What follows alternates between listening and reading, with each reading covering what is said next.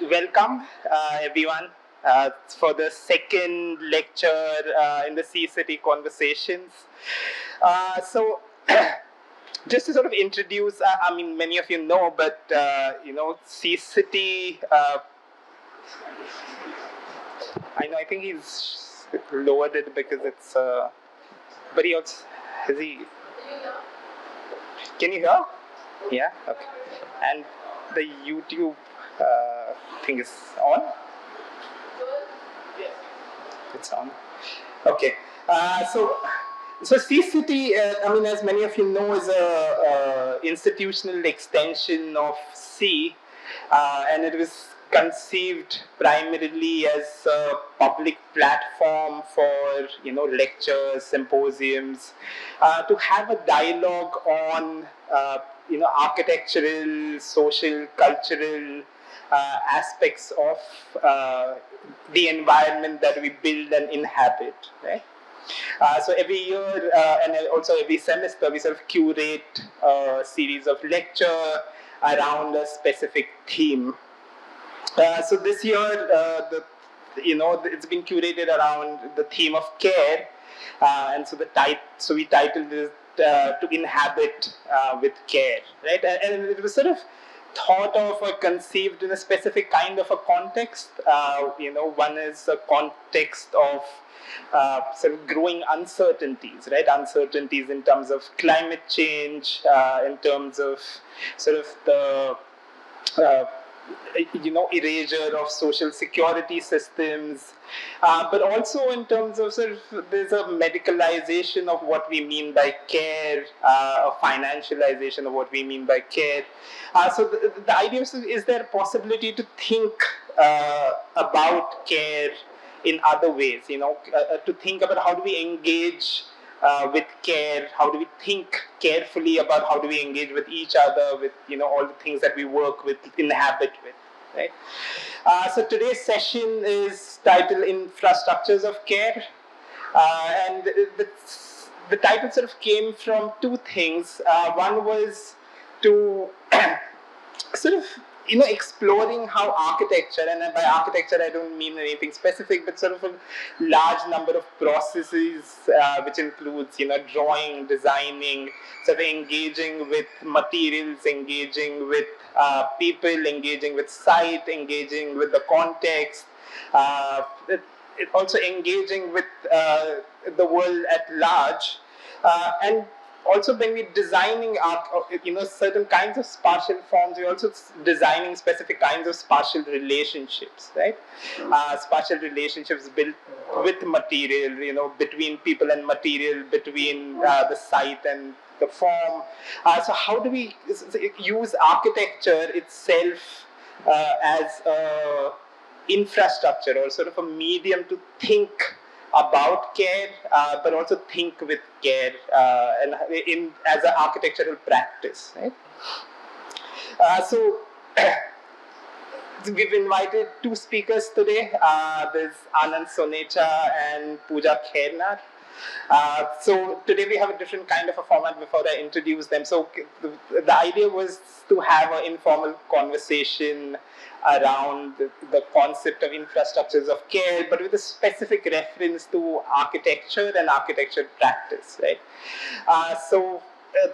The format is that they'll present for 15 minutes, and then we'll have 15 minutes each, and then we'll have an informal dialogue conversation through their work around the idea of infrastructures of care. So I'll just briefly introduce them and then hand it over to them. So Anand Sonecha, who is an architect who works and lives in Ahmedabad. He leads the architecture practice, SEALAB. I'm sure a lot of you have seen his work, right? Particularly, and we're hoping that, he's going to be talking more about it, which is his recently completed school for blind and visually impaired children in Gandhinagar. So welcome, Anand. And the second speaker we have is POOJA KHAIRNAR, who's the founder and principal architect at a multidisciplinary design practice called PK Inception. She's also an educator and designer whose work and also pedagogy sort of has a specific philosophy, which is that architecture should be the response to life and it has an essential impact on every aspect of society. So I'll welcome both of you and thanks for coming for C Conversations. So we'll start with Pooja and she'll speak for 15 minutes about her work and then we'll go to Anand. Yeah? All right. Thanks.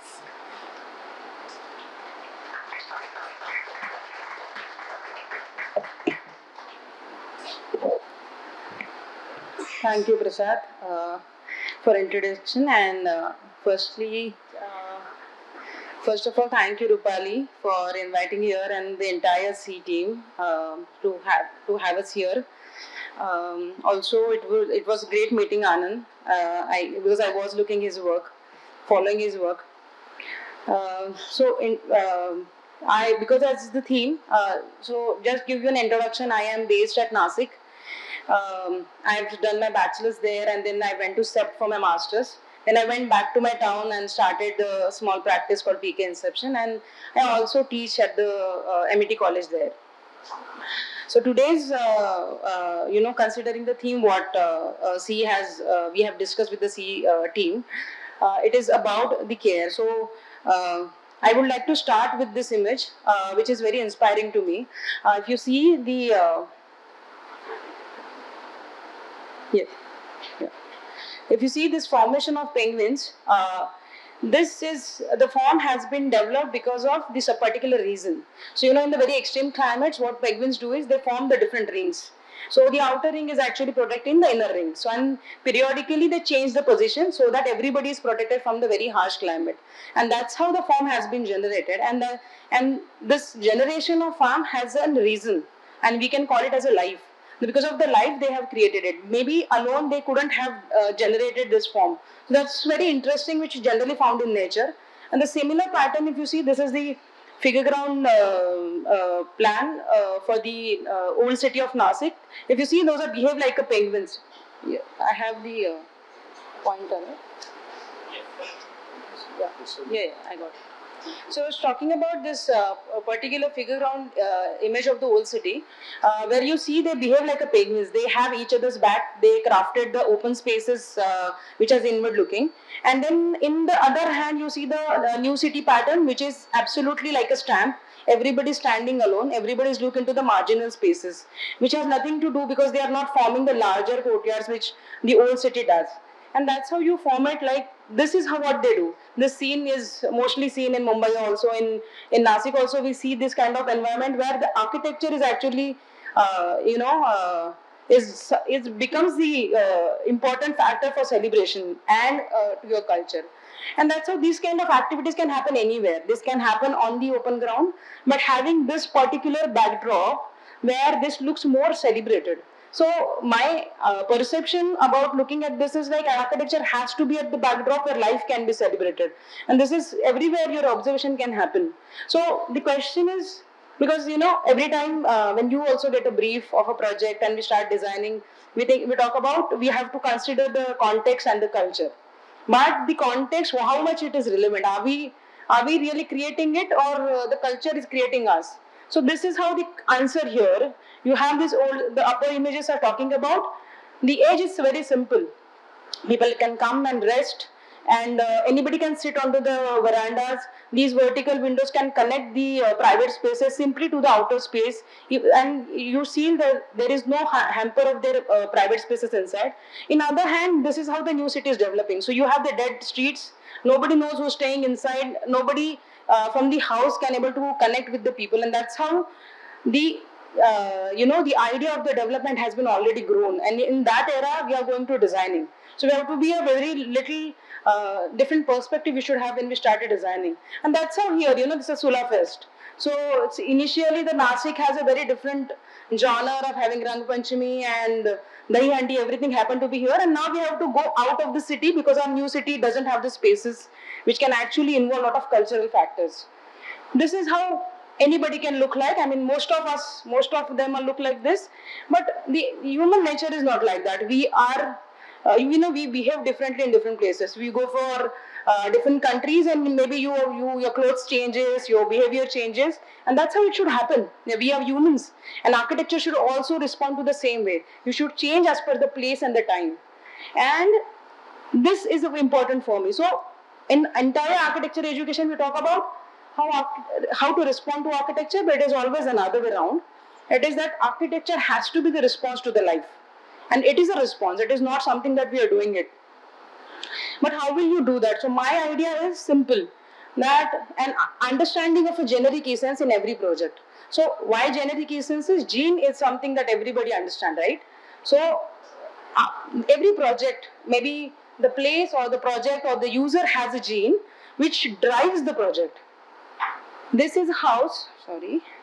This is a house 20 by 22, which got this corner plot project. You are able to see the context there. It's there here, but I think it's not visible on the screen. There is a context here. You have this corner plot, and this is only 20 feet by 22 feet.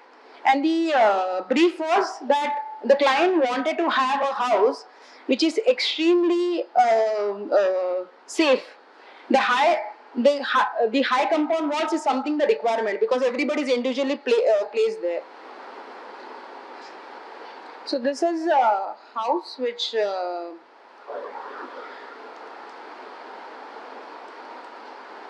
this is the corner plot. So you have a street here of 6 meter by and the 6 meter on this side, and the requirement was the client wanted to have a very, very safe house, because he stays outstation, and the wife and the daughter used to stay inside. So he said, I want a high compound walls first, and then house has to be completely secure. It should not be visible from anybody's window also, because this is a very, very, very densely populated colony in the Nasik. So when we started with this, we thought, if we're talking about the high compound walls, let's take an idea of the edge as the first interface for the project. And this is how we crafted the compound wall, so that this built mass, which is the permissible built mass according to corporation, can come to the street. So it can be part of the outside thing, and then you just fold the compound walls in there. More you crafted it, so the vertical volume can also be connected to the horizontal spaces outside. And the further you just crafted it, considering how will you enter, what will the informal living and the formal living areas, and this is how it has been at the end has been considered by entire function when we were talking about. And this is how it looks like. So you are here on the junction, and the high compound walls idea of having a high compound walls is slowly the heights of the walls has been crafted here, so that it becomes this scale down to the setup which we already has. So in the plan, if you see, this is the entry. You have a tree here, so this first becomes the public courtyard, so where the house can interact to the colony, and everybody can come and rest here. This is the second courtyard. From the parking you come, from the pedestrian entry you come. So here you can welcome your guest, or this is the extended living room. You enter in the living room and thus expand to the extreme end, which becomes the another private courtyard for the family, because it's a very, very tight plot.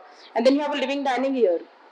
So that's how the first courtyard works. So you can come and exchange the thoughts. You can park your bicycle.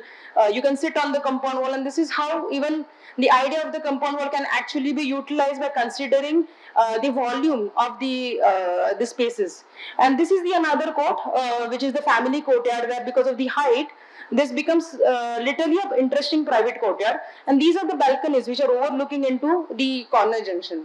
And that's how this house welcomes you in the second court, which is where the living room is expanded here. And when you enter in the living room, it expands till the end of the house, which is with the compound wall there.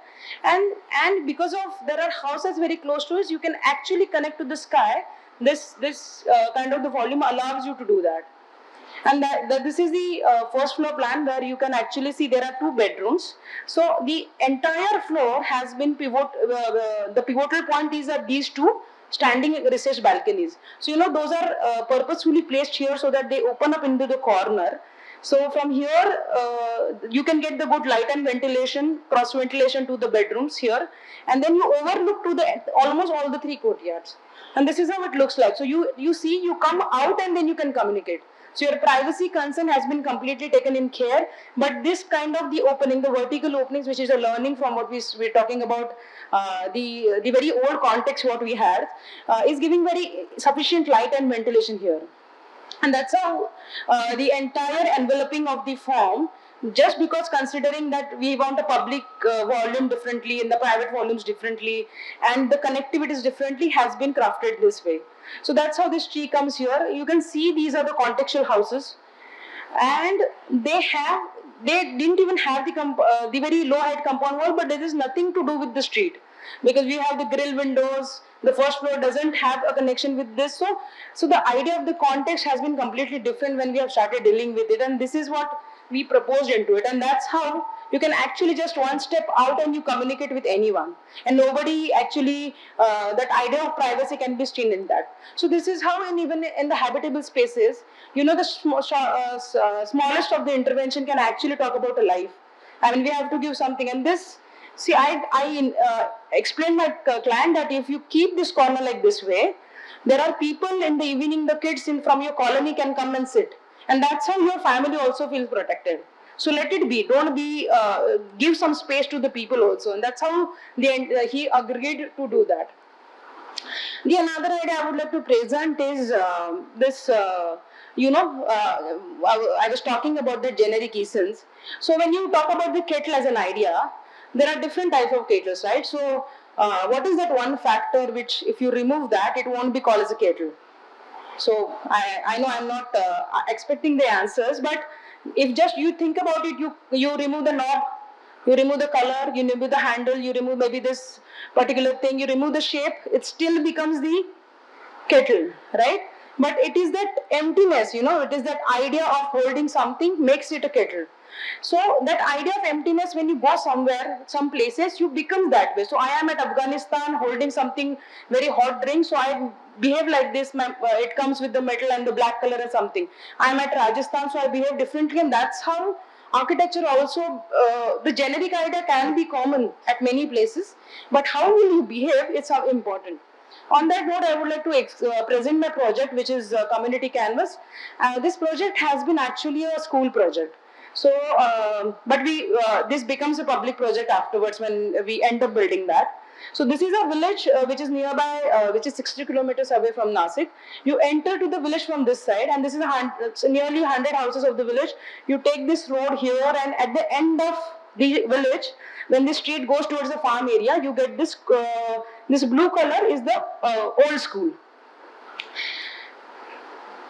So that's how this plot is situated here. That's the very interesting settlement of the village. You enter here, you come this side, and the requirement was, and when we enter in the school, this was the picture there on our first meeting. So I was very, very scared, like, building something with next to this. Now you talk about context and everything, and now this is a much more responsibility, because we are at the end of the village where entire farmscape opens up to the school. So we were thinking of what to do about it. So this is how the site looks like. This yellow color is the existing classroom where the 40 kids with the 2 teacher, 1 principal and 1 teacher sits together, because they don't have enough infrastructure. You have this, this is the site, and you have these trees. These trees are planted by the previous kids, which are passed out from the this same school. So they want the NGO approached us, and they said we just want a compound wall because the farm animals enter inside the school. So that was an idea, and they said if you can give us one more room, so we can split, because there are only 2 teachers, so we want only one more room. So that was an idea, that smallest the project was. NGO said this is what money we have, and you do something for them. So I was talking to them. This is a classroom, that hexagonal classroom. It has a very bad in a situation. But look at their faces. They were the seniors sits on the benches, the juniors sits on the floor. They were actually looking at the drawing that we were showing it to them. And they have found very, very innovative methods. So this is how, what teacher do is they make a group and give the task to each group. So they go and solve something like this. And because of, the scarcity of the basic necessity products, like they don't even get the stationery or the books or anything which is important for the learning. They have found out these ways, like they're writing on the street, on the floor, on the wall, on the This is a tank.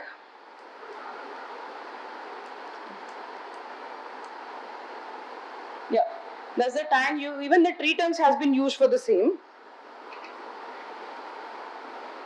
So I was, their idea is actually learning as a co-learning spaces, because the fourth standard kids is teaching to second standard student, and the teacher is only organizing the things. He's maybe leading thing, and they are learning by themselves, and that was an idea. This is what they did when one day we visited.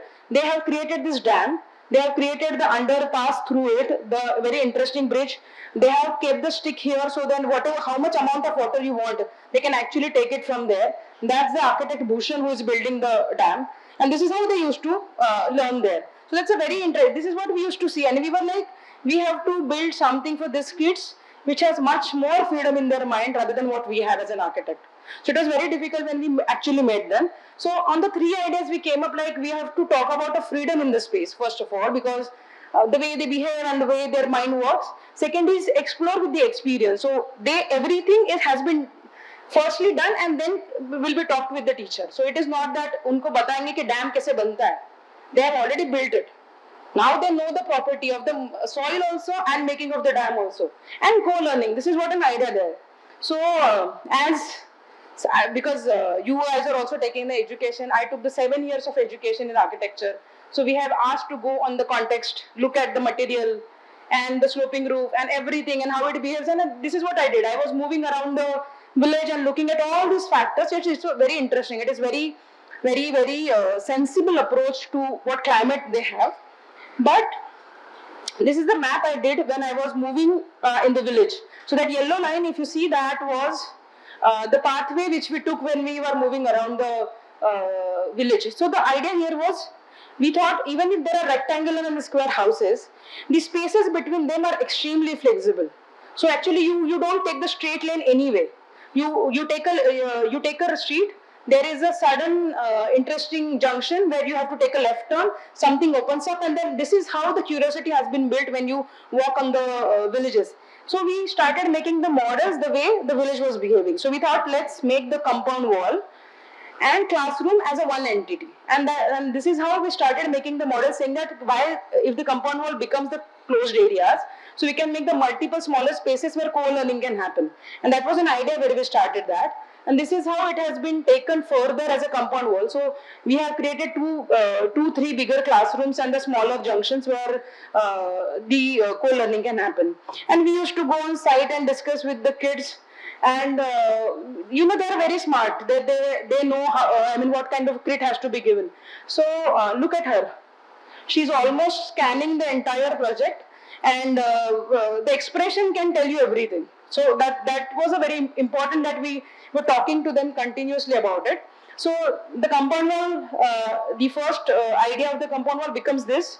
We made it black inside. So so what we thought is, the kids who doesn't have any kind of resources, we'll give them an infinite canvas. So let's paint it black inside, so they can write it anywhere, whenever they want. So they do not have to depend on the things. So that's why we made it a black inside. So the idea has started there.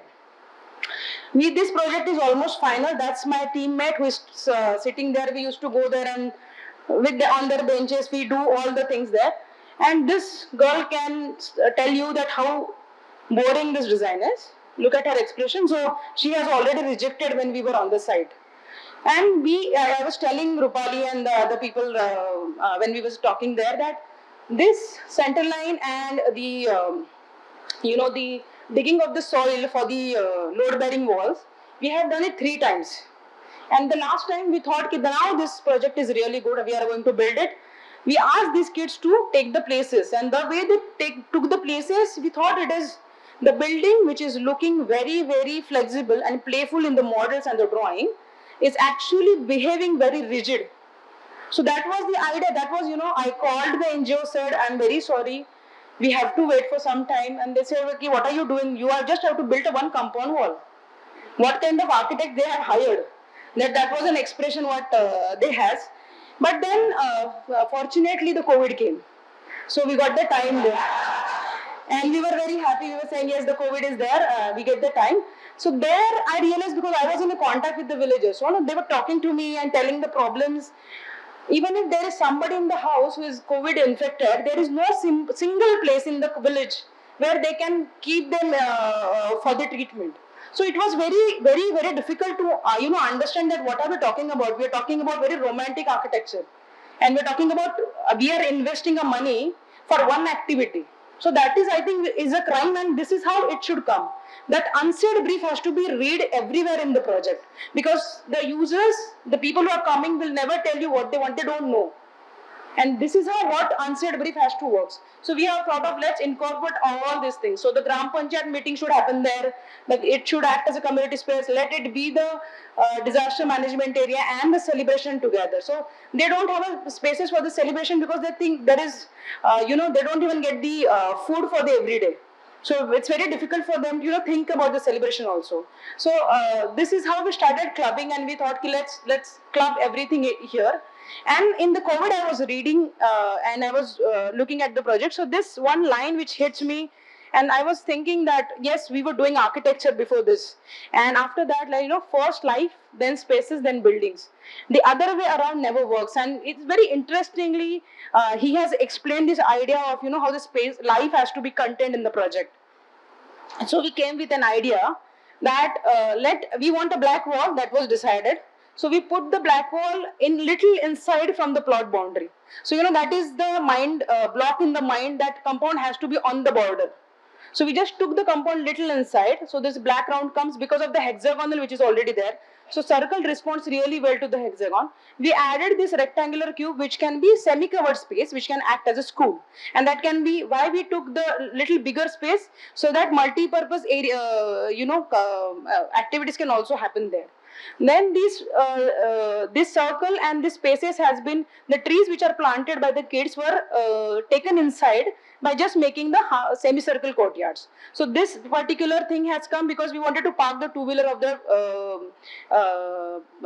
faculty, and also I wanted to make some katta for the villagers to sit there. So this is how it started taking shape. And I missed a point which I wanted to tell you in the previous slide, when that girl which actually looking at the project, one of the kid asked me, looking at our project, she asked me, can we climb the walls? So I was like, no, walls are walls. You can walk on the floor and you can't climb on. But I was like, we never get this question, no? That's what I'm telling you, just talking to architects, you'll never find the different answers. We maybe talk similar lines. So they asked me the question, and that's how we chopped these walls here. So the reason was, where we went there, we kept the model there with the clay, and we started chopping it wherever the village can communicate with the house, and so that they can climb on the wall. So that was a simple idea which was came by the question of the kid which has asked, and this is how it looks like. So there was a house at the back. Sorry. There is this house at the back. So we just chopped this wall there, so that from the window the mother can actually see that her kid is playing inside. So that simple it was. So we have started doing that afterwards. So this is how the final plan came in. So you have this the existing tree where you can get the community space outside even if the school is running in. This is the circular plinth which connects the old school, which is an hexagon, and the new intervention here, which is a semi-covered space here. And there is the stage, and the amphitheater has been created. So you enter here, so the vertical cut has been given so that you can orient it this way. So very simple ideas of placement has been done. So you come inside, and then you have classrooms. The very informal classroom, they were asking, we want the classrooms to be closed. So I said, why do you want to close the classrooms? So they said, we have the stuffs, we have some books, and the teacher. So I gave them this recessed cupboards which they can lock. So they have no argument after that. Yeah, I said, you lock everything there, why do you want to lock the entire entity? And this is how the cupboards has came in. This wall has been taken out so that, these kind of interventions no one has been kept together, because my idea is that freedom, what I talked about, they can enter to the school from anywhere, they can go back, either lecture is boring, please run. And that should be an idea. That should be an idea in everywhere, and that's how it has been given. If the teacher is teaching you, please run away from the places, and that's how there are multiple smaller entries where only kids can access. So that was an idea what we did there. These were the drawings. And that's how the final model looks like. You have courtyards, the central public space which has been crafted, and that was the covered area which has been given. So that's how it behaves. That's the entry. Now this black wall, the first convex surface, is now utilized for the village information. आज meeting है, इसका शादी है, कल इधर मिलना है. So this has becomes a notice board for the village now. So they use it very interestingly. And when the school is there, this is how they climb now. So they asked to climb the walls and they are climbing it very interestingly. So you enter here, that's how you get an idea of the entrance has been literally diluted in the project. And that's when you enter the black wall. This little plinth protection has been given so the color, the blackboard color should not get damaged there. And you see this clear height has been given there, because when you work for the very, very tight economical projects, you can't afford having the openings like windows. When you start working on the side, now you'll understand the expensive affair is make the lintel and seal and make that window workable. So we just make the clear story so that this red roof can actually flow in the sloping roofs, Mangalore tile roofs of the village. And why we take the metal roof is also, villagers told us, don't make the Mangalore tile roof. सब किसी के घर का tile खराब हुआ, आपके school से गायब होगा. So that was an idea. So we have to respond to that. We can't say Mangalore tile hai and I have to look like them. So we are not looking like them. There are no black wall, there is no circular wall, there is no metal roof. But everything is simply flows with the attitude what we were looking in the project. That's how both the schools connected. That's how this is where you enter in the space, and the central enclosure which can be used for the very, very interesting communal activities. You'll see these kind of the chopping has been done when you get the tree or the mountain. So the height has been decided considering कि mountain दिखेगा, जो first scene मैंने देखा था when I entered to the school. And that's how it works. It has a different force, and they occupy the space all the time. And very interestingly, the teacher told us if this school doesn't behave like a daycare, then these kids will be taken to the farm to work as a laborers. So it has to be worked like a daycare for the entire day, even if the teachers are not there. And that's how the building is actually working there. So we made some graphics beforehand why we are doing it, because we have to convince the NGO also that why we are doing this project. So this is how the classroom can happen. You have the third informal class because there is only one teacher.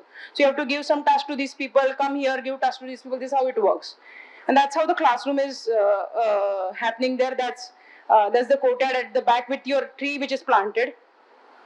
And that's how they started writing. The happiness is that kid which is used to draw, the elephant on the paper. Now she has drafted it of her own scale. So she was very happy when she drafted the huge elephant on the wall, and she was like, look at this is so big. And that's how I think, it works really well with the idea. See, we have not done because it works well. We have done because I think your project should give the confidence to the people. They should feel that they are equally rich and they have equal amount of respect in the society. Money doesn't matter to them.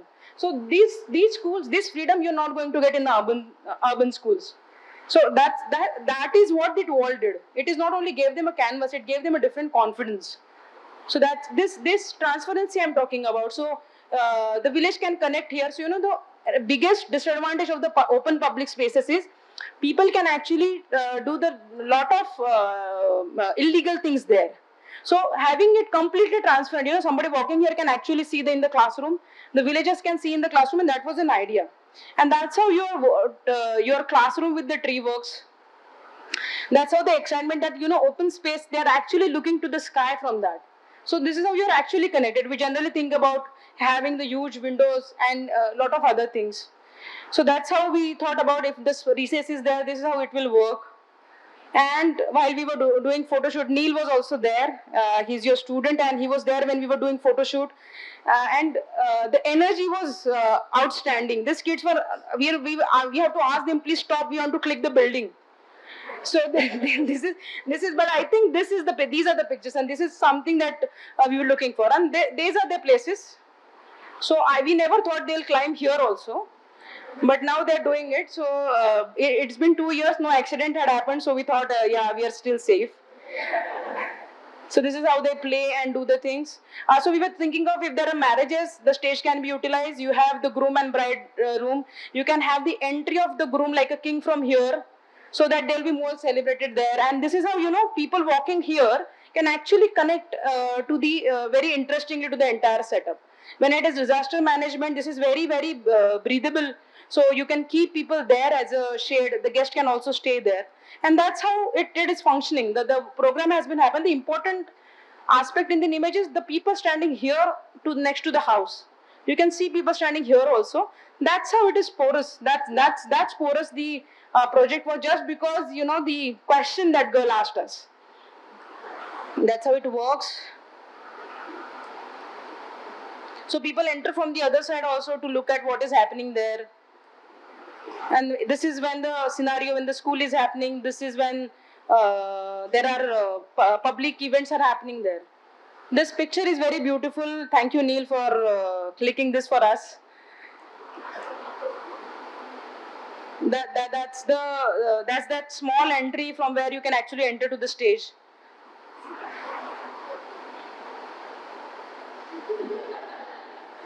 There is a volume here. That's fitting in a mobile when they were doing it. And that is a small video we have created for the school, which gives you a glance of the entire space.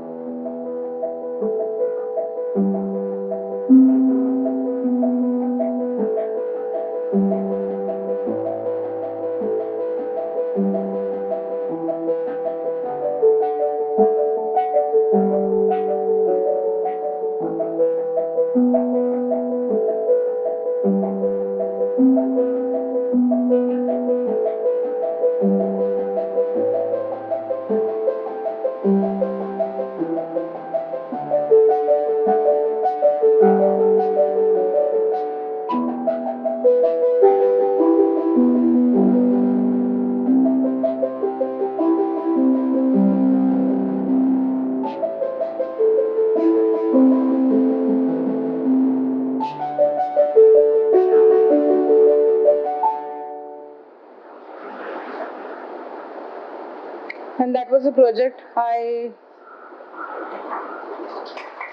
you. Thank you so much. So that's would like to thank you, my team. I must say, I am very lucky to have a very, very passionate team with me. Few people are sitting here. Ashlesha, Tanishk, Harshada, Shrutika, Dhanika, Anish, Swasti, Shantanu, Swaroop, Tejaswini, and Aditi, who is just joined our studio. They have made it possible, because every day we come and said, nahi, nahi, project la badlal lagel. They're like, yes, ma'am. And they start making the models again, and they know, they question, we argue, we go to site, they come with me every time there, and that's how the team works. I think it wouldn't have been possible without them. And that's the picture in the every project we look for. If you're able to click in your every of your project, that's what the achievement of what you're doing in architecture, and the theme what we're talking today, inhabit with care. Thank you.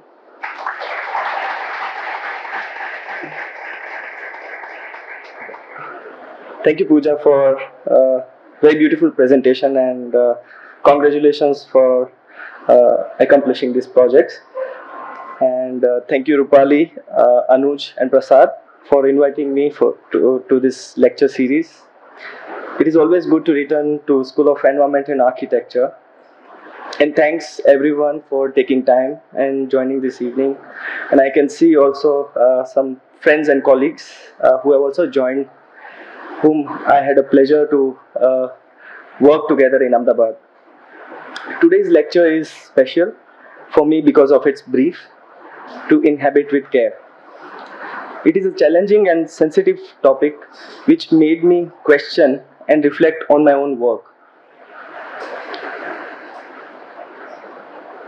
Between the strong walls of the buildings hides the delicate stories of care, neglect, doubt, certainty, affection, indifference, connections, separations, struggle, agreement, resentment, delight, waiting to be released. Through our building, what we finally see is thin layer of manipulation, thick in its nature, reduced to the formal tricks of the game of architecture that an architect presents to the world, the way one understands. In these 15 minutes, I will try to reveal few of the stories, some delicate, some crude, the essence of the work. Being is the beginning of care. To be there, listen, see, feel, engage, spend time, share time, go back, and come again. To hear, to see, to feel, to engage, to ponder, to wonder, go back, and return again. To listen, to perceive, to sense, to engage, to recollect, to remember, to go back, to return again. To be in the place, to see things as they are.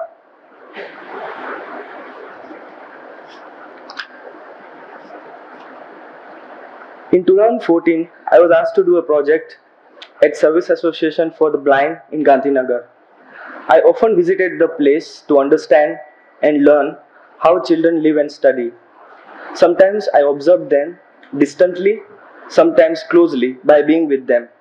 This connection and disconnection with the users was essential. One of the students I fondly made friends with was Kaushal, 14 years old.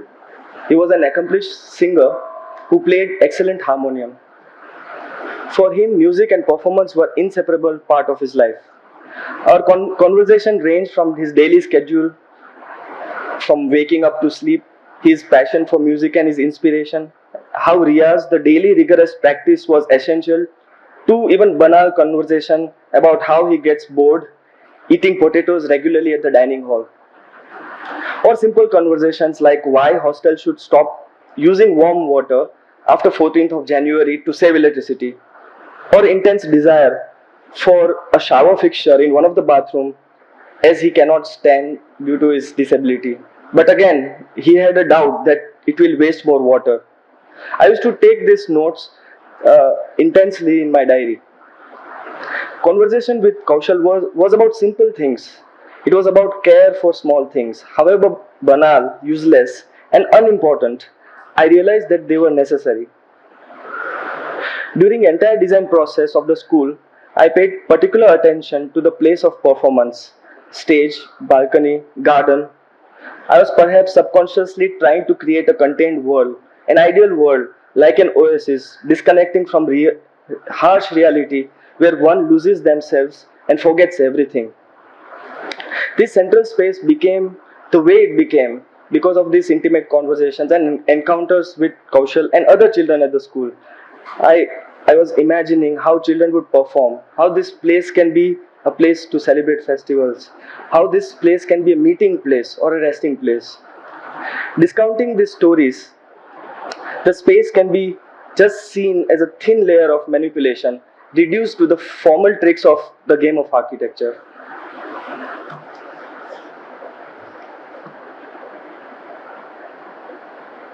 Neglect can be a realization of care.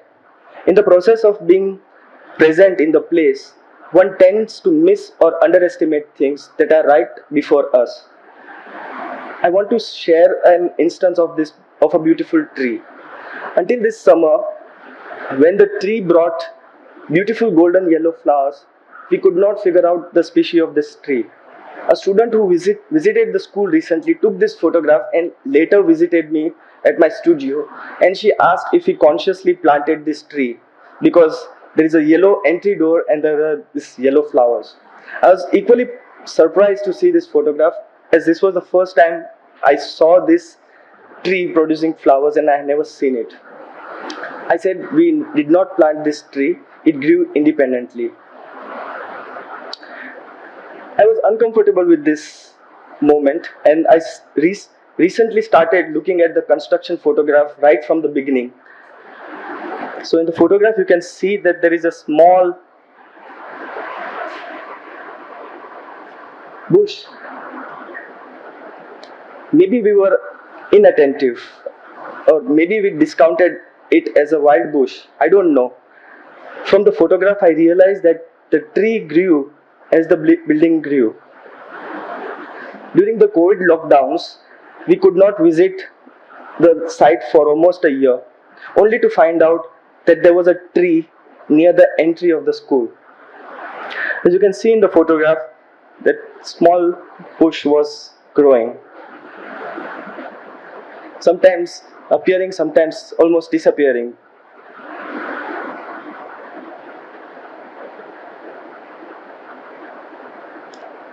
Once I figured out, we changed the design of the entry and integrated the tree with a bench which is unrealized. This tree has become the integral and inseparable part of the entrance. From this instance, I realized that we need to underestimate nothing, discount nothing, as well as exaggerate nothing, as Portuguese poet Fernando Pessoa says, and be more attentive to things, moments and stories of the place, however small or insignificant.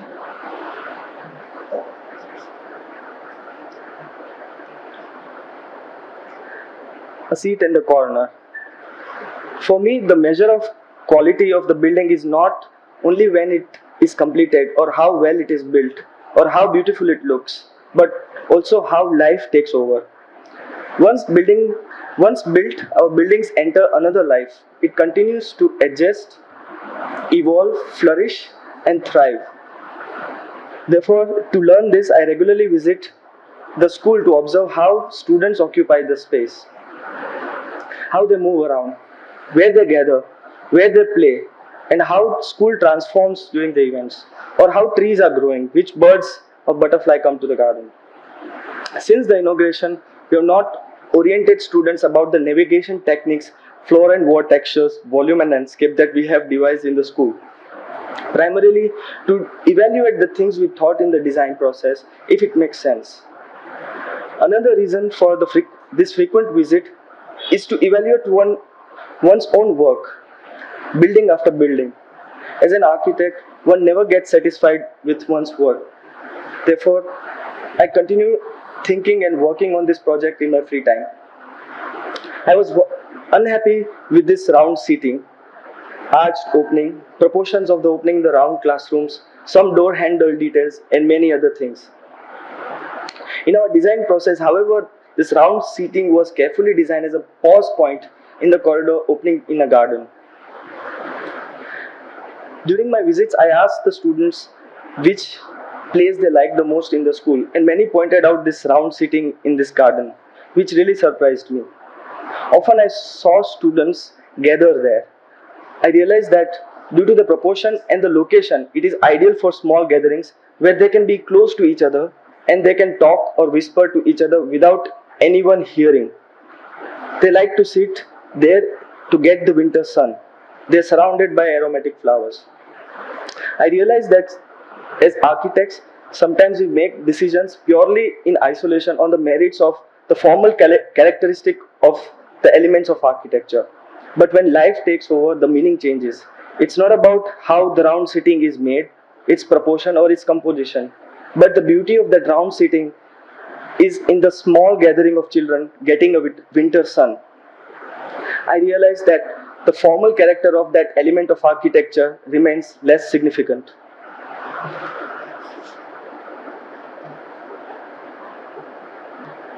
Corner opening. To ease students' navigation, we articulated the corners of a rectangular corridor differently. To understand a transition between the long and generous corridor with a very narrow and short corridor, we carved out this corner opening. We imagined that the significant amount of light through the opening and flow of breeze would be a marker of this transition of this corridor. In my site visits during the plantation process, the gardener and the other laborers who were helping proposed that we should have a garden in the courtyard against a single tree, which was proposed by the landscape architect. Even I proposed a garden in the design in my initial conceptual proposal. Therefore, we rebelled. We planted Damro, Mogro, Ratrani, Dolar, Sarago, Karen, Champo, many others. But we somehow decided to plant a cluster of Ratrani near that corner opening. After some time, Ratrani grew big. The flowers came and that corner became alive and with a captivating and enchanting fragrance. Ratrani had completed that corner. With this instance, I also realized that these chanced improvisations are valuable and our work should have room for it.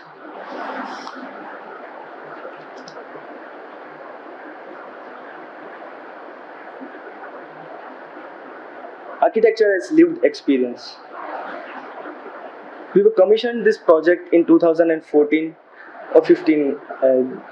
We had no idea how to design the school for specific users.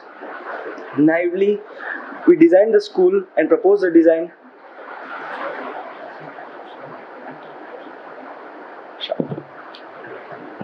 Thank you.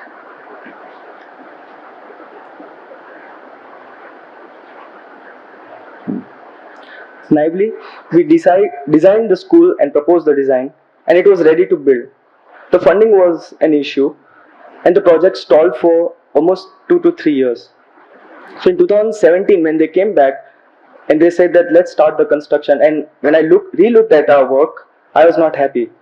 I asked them for a bit more time to reevaluate the work and study more about the issues. I worked on a new alternative and was happy where it was going. During that time, my partner, my wife, Mariana, was going to Boston for her graduate studies, and I accompanied her for some months. I was searching for good schools for the blind in United States to study them. I came across Perkins School for the Blind in Watertown, which is very close to Boston, and it was the first school in the United States that started in 1829, where Helen Keller, Laura Bridgman, and Sullivan, they all stalwarts, they studied there. They had a volunteer program and I applied, thinking about the best way to learn about the users and the spaces I are by being in them and learning from the lived experiences.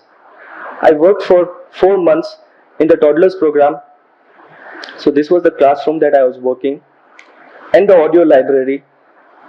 That was a very interesting experience. I can share that after the lecture if anyone is interested. At Perkins, my understanding of accessibility expanded. I met some great researchers who gave me inputs and how different senses can be navigation. They shared their experiences. But I was constantly thinking, how can I translate these ideas of senses and accessibility in physical spaces? Communication of design was a priority for us as well as the challenge. We were struggling to explain the design process through cardboard models which had limitations. Students and teachers could not visualize interior spaces.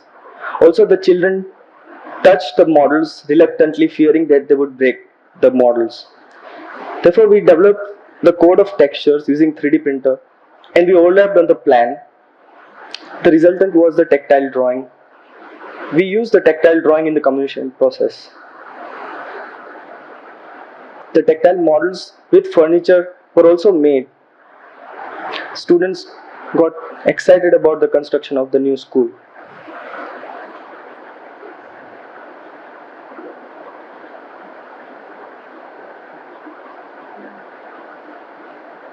We also made full-scale drawing on site for students and teachers to move and experience distances and organizational spaces. Students also kept coming during the construction.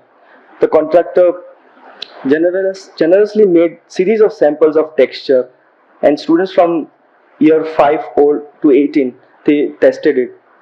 We use rough and smooth textures of stone on the floor to mark the entry of the classroom.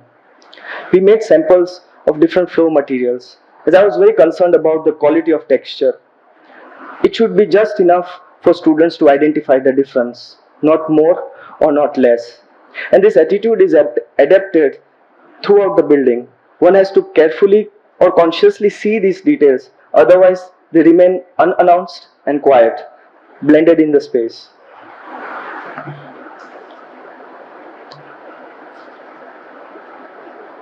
But after doing all this, how would children experience the space? Other questions were also preoccupying me. Can photograph capture the essence of this building? Can a photograph capture the lived experiences? I'm getting more and more doubtful. A renowned photographer, Sally Mann, she said, photograph rob us of our memory. Therefore, I'm now going to share some of the speculations that we did, which might give the experience from the students' perspective. So this is the photograph of the entrance. I'll describe a little bit. So there are a lot of, since it's in Gandhinagar and in sector 16, it also houses many birds. You can hear a lot of birds on the side. The floor that you see slopes gently towards the entry door, which is painted yellow. The wall texture is sand-faced. The floor is rough stone texture.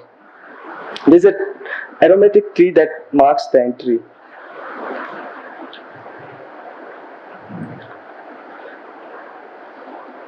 This is how maybe the students might visualize the same space. So the students with CVI, cerebral visual impairment, would be able to see the space like this. This is again a speculation. So CVI is a brain-based visual impairment, a leading cause of visual impairment in children. Also, this project made us aware about a lot of things about surrounding blindness and our preconceived understanding about that. Every person with CVI had their lived experience is very different. Some experience world as a swirling mass of motion, color and light. Some can focus but struggle to understand what they see. So this is the entrance corridor of the north.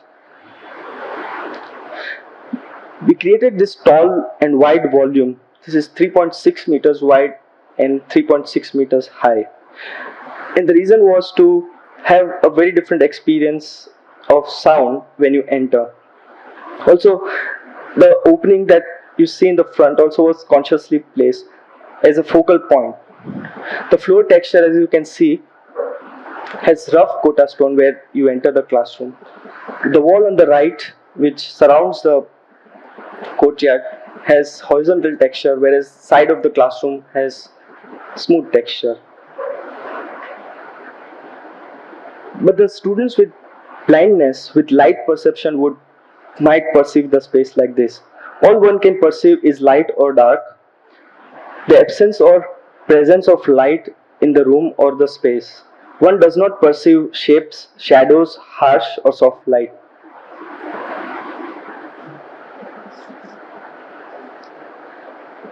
As you can see, the roof of this corridor is sloping from higher side to the lower side. Again, it was one of the navigation technique through sound. Students identify which corner they are. Again, we use yellow color as a point of focus, and the light coming from the back.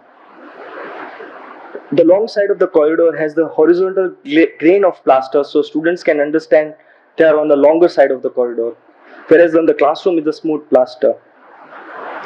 Again, you can see the floor texture, which marks the entry of the classroom, is rough, but when you go there, if you don't look at it very carefully, you will not find it.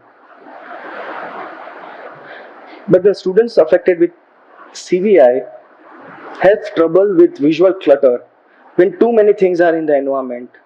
Light itself is counted as clutter. Some students use color for visual attention and object recognition. This is the west corridor of the school. You can see the roof, which is, you are on the other side of the corridor where the roof is lower, and you're walking towards the main entrance corridor. Again, the courtyard wall has horizontal plaster and the other side is smooth. But on this side of the corridor, near the openings, we planted aromatic plants like mogra and dollar. So the experience of moving in some seasons is very different. But again, the children with CVI might be impacted by light, that it could be just a visual target, and some other kids might be benefiting with the light objects. So it's a very tricky situation, the subject of light in the aspect of visual impairment. The classroom environment was something which we were looking very critically, because students with the low vision are very sensitive to direct light. So if you look at the school, there are very less openings directly on the outside, but we always brought the light from the courtyard reflected into the classroom. For students, natural light can be either beneficial or harmful for low vision. For some, sunlight can be helpful while reading a book or writing. For those who very sensitive to light, the brightness can cause glare or pain. Appropriate natural as well as artificial light are important for the users and the condition. So we used perforated doors, metal doors, to use as a second layer of filtering the light. And the students, when the doors open, the low vision students might experience the classroom like this, and when door close, might experience like this. Again, contrasting colors in terms of furniture was something of a strategy. We reused the old furniture from the school and we repainted it in contrasting colors, so they stand out in the classroom environment.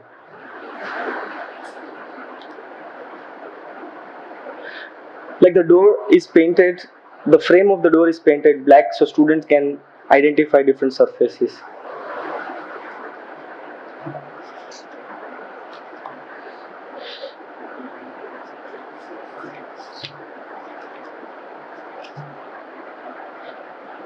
I want to acknowledge that nothing can be done alone. And the project is a result of a great teamwork where everyone worked with the passion. And lastly, the architecture of the school is not only on the final outcome, but also these small stories, experiences, engagement and moments that hides between the building's strong wall. Thank you for listening to me patiently. Yeah, okay. Okay, thanks both of you for both those lovely projects. I feel like I did too good a job at giving a brief and you've covered everything and now I'm so struggling. But I'll try and maybe just provide a few provocations for you to respond to. I mean, one thing that seemed so central in both the projects or all the projects that you presented was like each of them had a particular way or a process or a method of engaging with what we otherwise call clients. One of the question was about this idea of client seems to be like this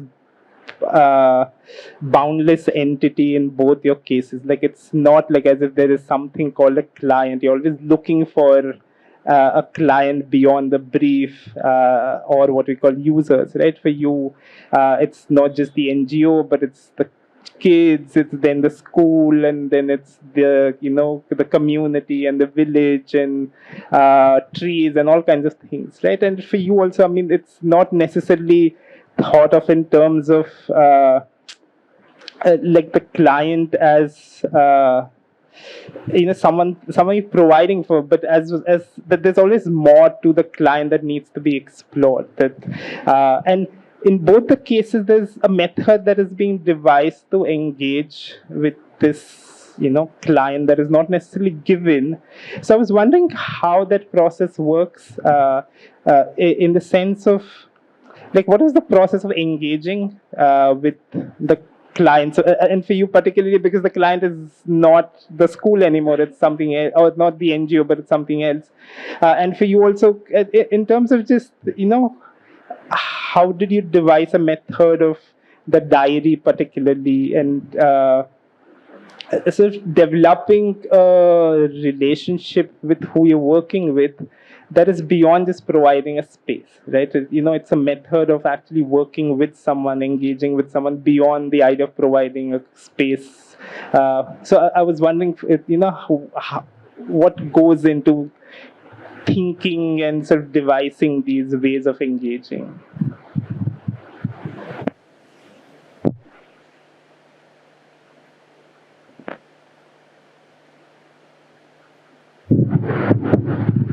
Hello. Yeah. Method. When there are many people ask me what kind of a method we generally follow when we start the project, but particularly we do not have a method. I think what I really believe in is we talk about this word called sustainability, and if you talk about sustainability, don't build, because we are increasing the carbon footprint. So we are, as it is built, whatever we are building, we are not doing any sustainable practice. So when you got a chance to build anything, you have to make it most out of it. And that's what I think if we do for every project. That is what we think when we do it. And even if the house, I particularly asked Rupali, can I show one of the residence project, because in public spaces you always get a chance to do something which is little expanding, and you engage a lot of people inside. But in habitable spaces, people are looking for very, very private things, and that's how the society is changing. There are more and more depressions. There are people who are being alone, and then you look for something else outside, and then you build something else for them again to go there. So this is how we are making the cycle. So I think we should really, this is what we sensibly, we don't look at the project as a project. That answered brief is something that we actually go and find out. We try to find out. I mean, sometimes we get it, sometimes we don't, but that is what the process I really follow for every project. Whatever we get to build, we understand that there is a user, but there is a larger user, there is a larger space, there is a larger world which we are responsible for, the kind of spaces we are making. I was wondering if you can just tell us, how did it come about, in the sense of, like, you've designed, then you start engaging with kids, and then it completely changes, right? It's not something that you've planned for. There is a very different kind of a, rhythm of designing, which is not something that you've planned, but it sort of, keeps coming up suddenly. Then there's COVID, and then something else happened, right? It's not a very linear sort of a process. Sometimes you don't know what is going on, and each of the like, if COVID happens, then you have to devise a different way, right? If kids say they don't want to play, or they want something else, then you have to devise something else. So I was wondering if you could just reflect and tell us, like, for you, what was that? I think it is, the problem with us is that we think that we are the whole and soul of the project, and we are going to design that. And that is where the problem starts with the design. When we actually started talking to people, it is that those people who are actually know how to engage, they don't know how to build. We know how to build. So I think that communication, through and fro communication works really well, because whenever we went on site, it was like, what are you doing? Why are you making walls? What is this? They question everything. And they question really very, very interesting factors. And even the teacher was asking us, where will I write? Where will we sit? Can I able to see the entrance? So there are questions which are making the brief, which they didn't even know. So I think we should curiously talk to every aspect, keeping ourselves, our egos being an architect aside. That can be one of the methods that we really look for. For continuing on this, we are designing one more school. I mean, we are designing 3-4 schools now. So one of the schools, we thought of making the modular system. So if the school is expanding, they will build by themselves. So my idea is they don't have to come back to us anytime. So if that is what we are doing, so this is important for being an architect. You plant an idea, and that's why my firm's name is Inception. We talk about planting an idea. Let it grow the way the context and the user want it to grow, not the way you want to see it as a picture you have already imagined before you start designing a project. So this is I don't know, maybe little problematic with my team, because we keep going there, we keep talking to people, don't know why we are doing it, but somehow we find out some clue, and that we are able to find out. Thank you.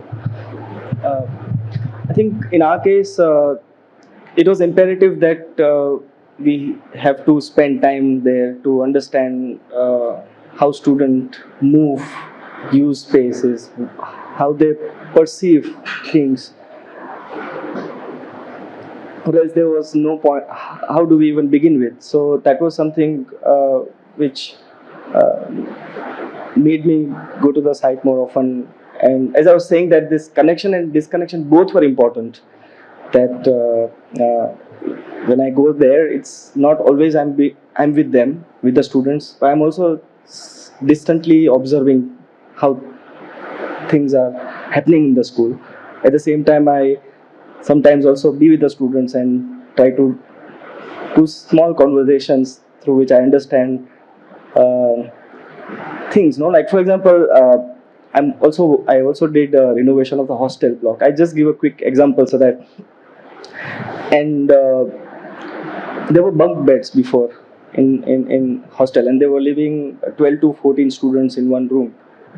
And I had this conception that this is not a good idea, because if they are living in a crunched space in bunk beds, to how students would climb. But then while talking, they enjoyed living in the group. So when I proposed this idea that in one room there will be only 4 students, they dislike this idea. They say that no, they want to be together. They want to listen to the music together. For me, the idea of crunch was something else, and for students, they thought it was a very important thing for them. Or bunk beds, for example, that they say that they like to climb on the bunk bed. So, like small conversations like this also help to understand the problem, how you deal with it. But at the same time, I also feel this disconnection is equally important, because when you're going to the place, you are recording so many things. You are overburdened with information, with a lot of not only these conversations but also physical things that you see, what to do.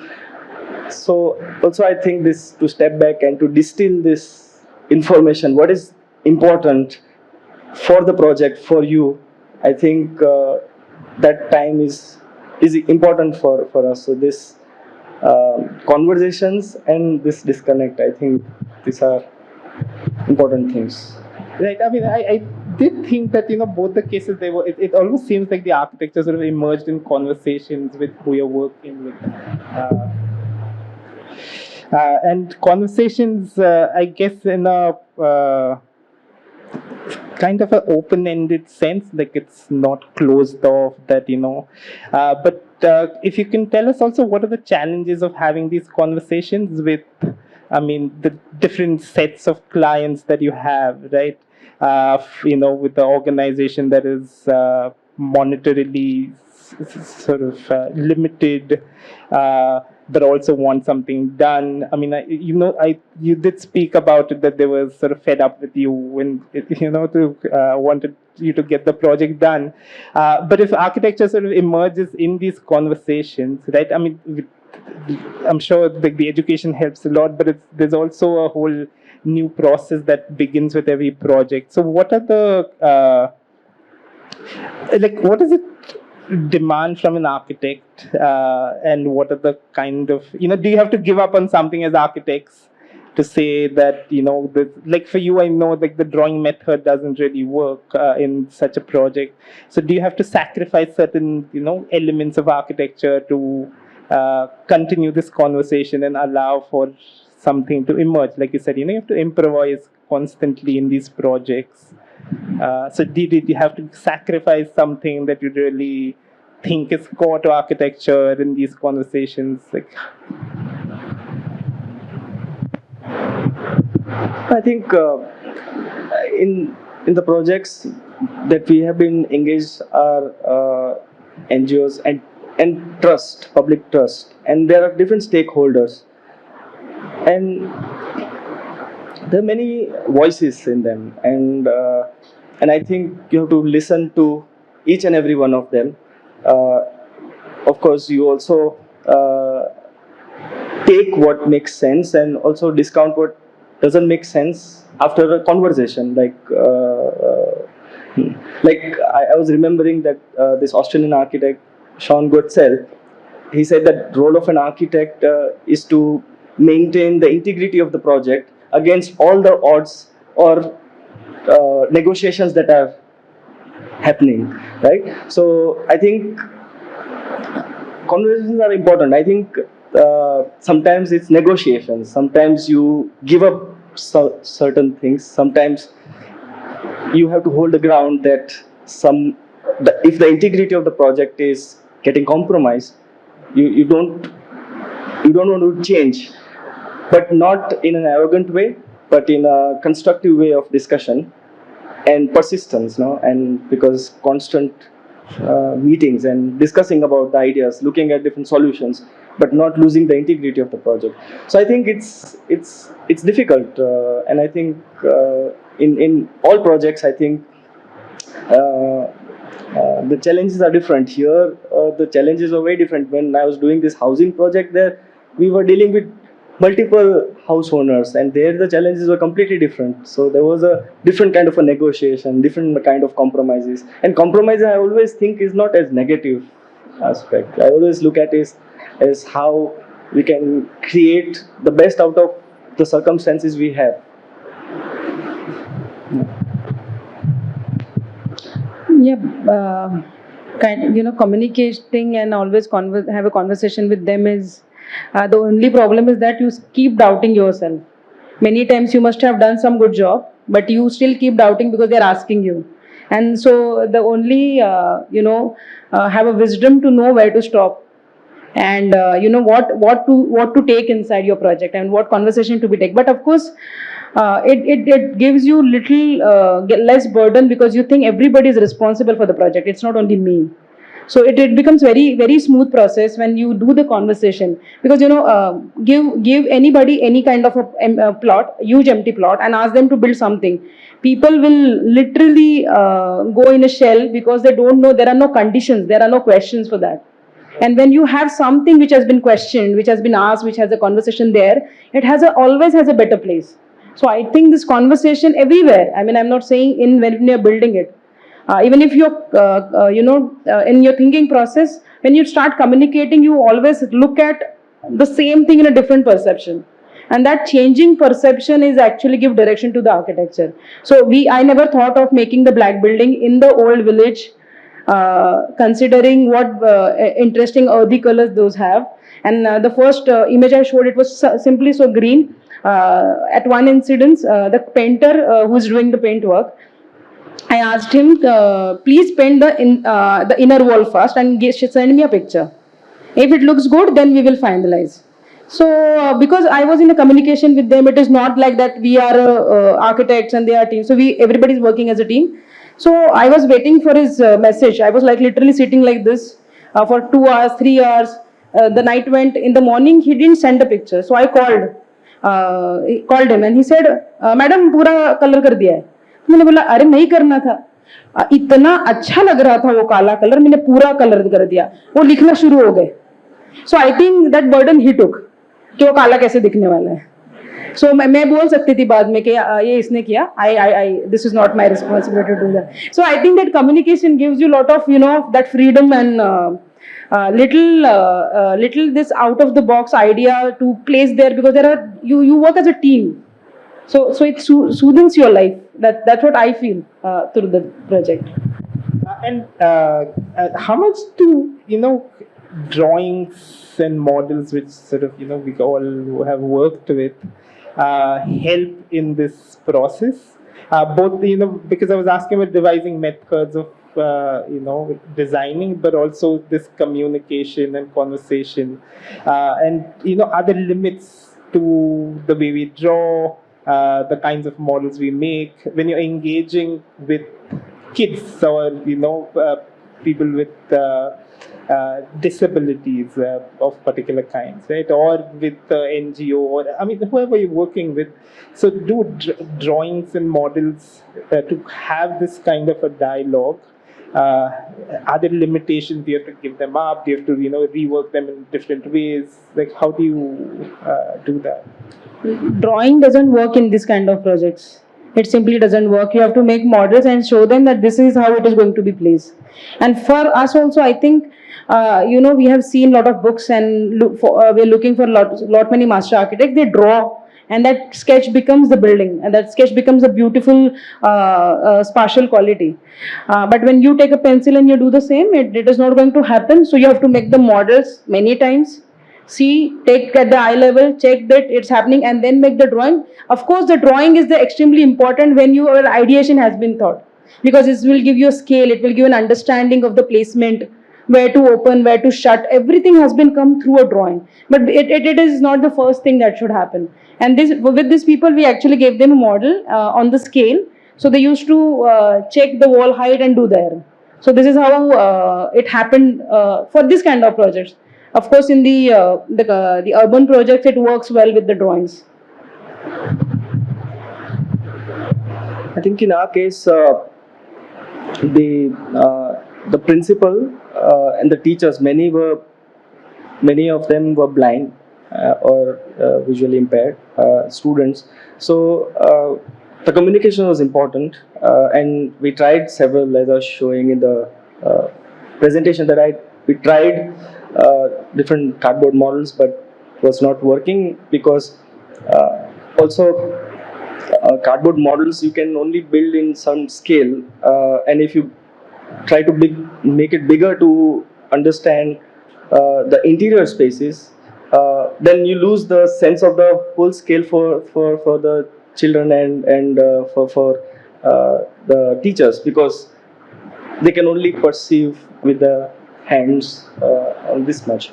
So it was interesting challenge, and that's where 3D printer helped. So we tried different textures, we overlapped, we did tactile drawings and models so that they can understand. Regarding our process in the office, drawings and models, of course, we use, but I just look them as tools, nothing more than that. I do not want to fantasize this tool, because I was sharing with when Rupali came to the office, I was sharing different iterations in the process. When you do a lot of process, and I'm not sharing with this a lot of experience because I've not built too many buildings. I think only this answer will be able to say after we build like 20 buildings. But with this particular experience of the school, we did a lot of iteration, a lot of processes, and also it took so much time that in that process I also lost many things. Like when I look back the models, I was like, okay, this was better, that detail was fine, this opening proportion was, I got it right in that iteration, I changed this because of different circumstances, of course, change in the. So not necessarily always when you do a lot of process you achieve a very good solution, you also lose sometimes. So I don't know, I think you need to be conscious about the process, and you need to constantly evaluate the work. I feel it is not that you switch to another option and you just forget it. I think it's important that you keep side by side and you constantly look at it and see what was better in this, how I'm changing. So And I think that this is something that at least I'm developing this understanding with projects, 2 or 3 projects that I've did. So I understand that, okay, how I should stop or where should I contemplate more. Maybe a couple of last questions. One was just, although I think both the projects are called schools in some sense, they're not really schools. They're a lot more than that, right? I mean, I guess just the way you describe your school, it's not really.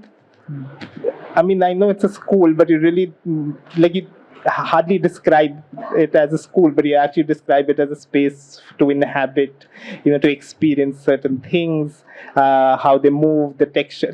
It's a lot more than just the school. For you also, what you said in the sense of that there's something called the unsaid brief.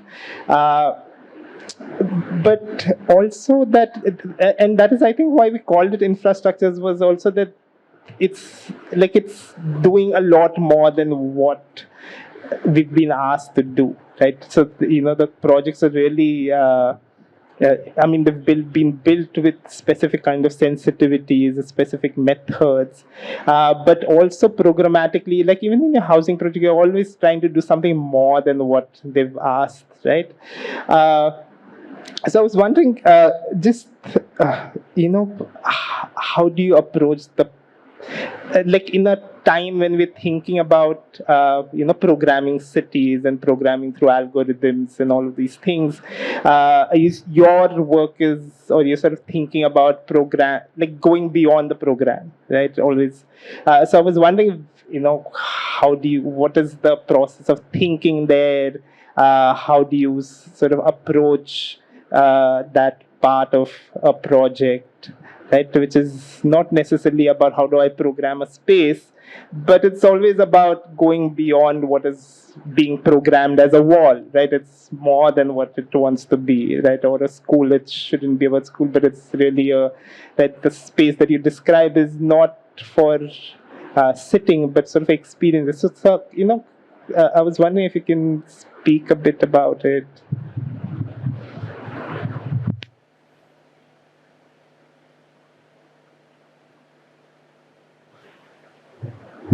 Okay. I don't think that any of the projects that we saw today is anything extraordinary than the role of an architect is supposed to do. So I don't know.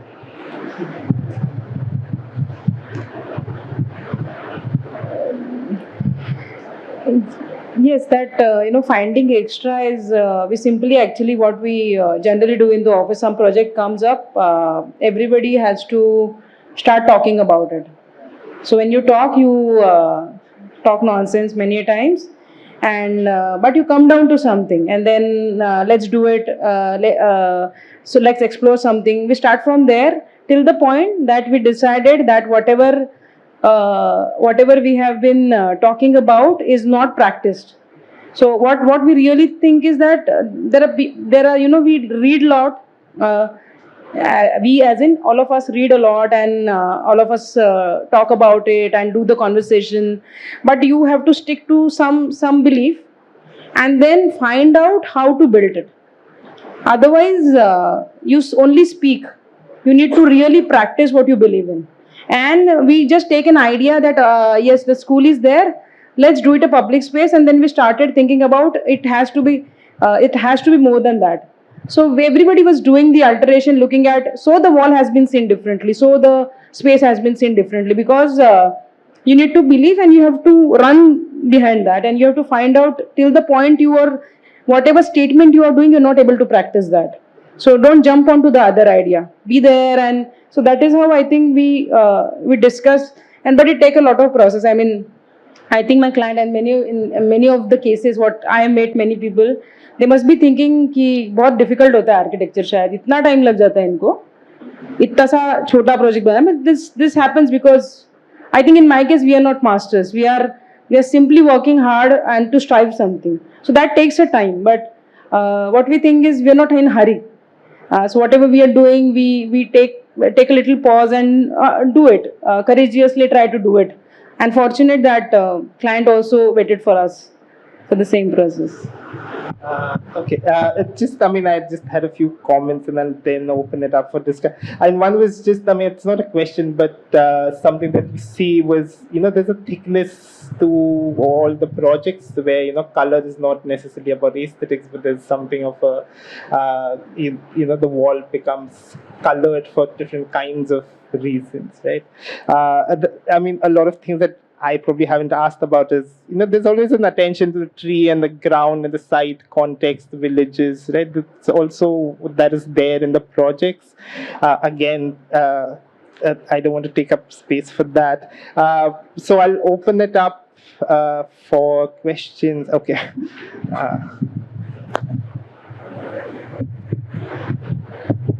Hi. Thank you for the presentation. It's been lovely. We have been all seeing this project for some time, and it's good to see the process behind it. I have two questions. One for ma'am. Regarding the school project, I know you have talked about it, but still, you say when I try to think of the design that you have gotten into an urban context, the ideas of security and privacy take over, and I feel like I would not be able to convince the client or even myself to build something of it in a remotely urban context than in the context that you built in. And I just wanted to know if there was a similar conversation that you had, because you have been in constant conversation with the people who are going to experience that place for long. If any kind of that conversation has been happening with them or has happened while you have been designing it, or what was the outcome? Because, or on the other side of it, like if you think that there is some version of this design that could come into this a little of the urban context, what would you change about it?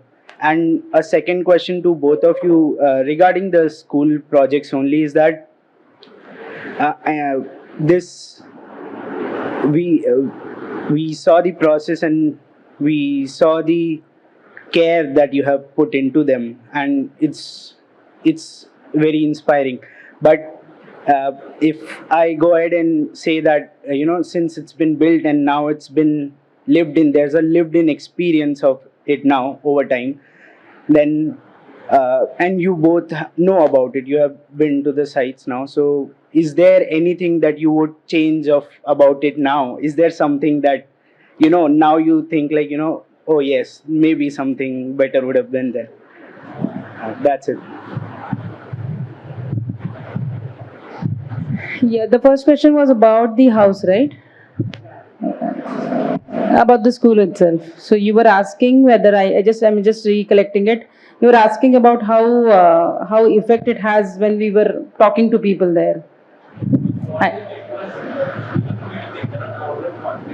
The same thing. Similar.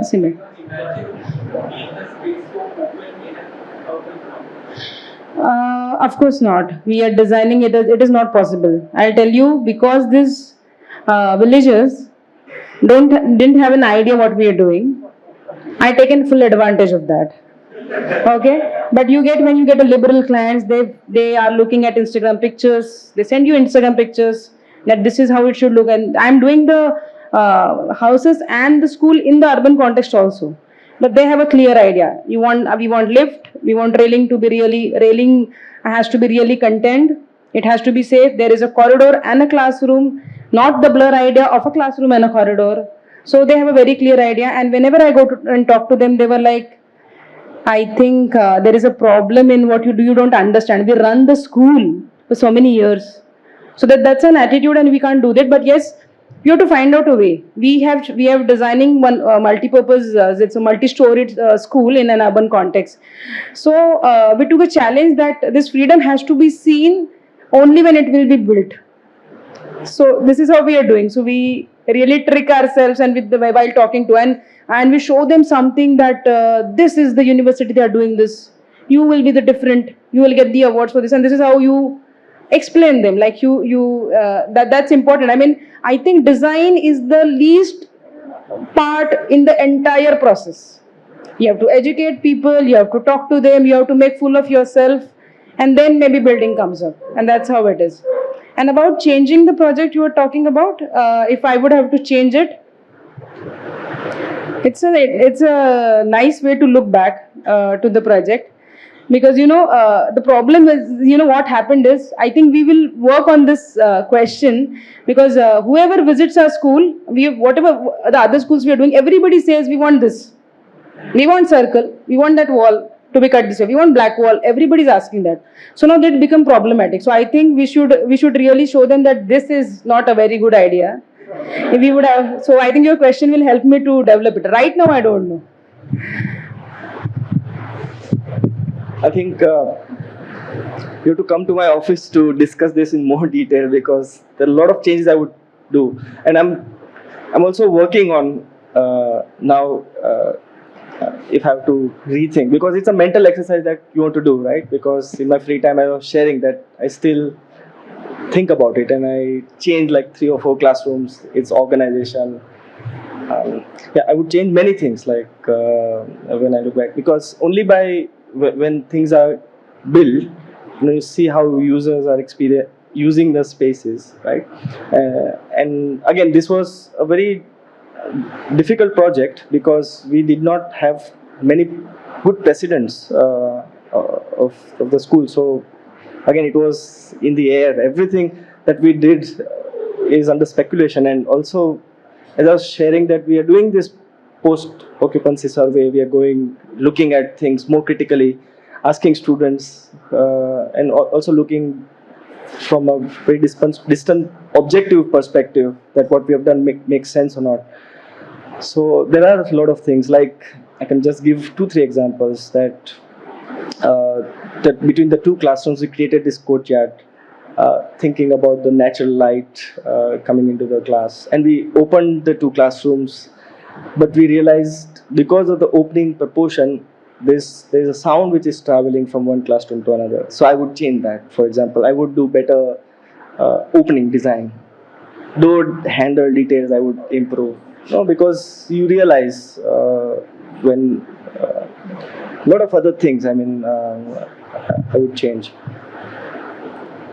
But I think we should not get satisfied with our work, right? Like ever. I mean, we should always look at it critically. And since Anuj has asked me this question in 2019 about formality of the building, I've been pondering about it. So One thing I was thinking about it, one thing we can change it, that make it less playful. I don't think so. They're studying there now. So I think that's a problem with the teacher. They might not hire us next time.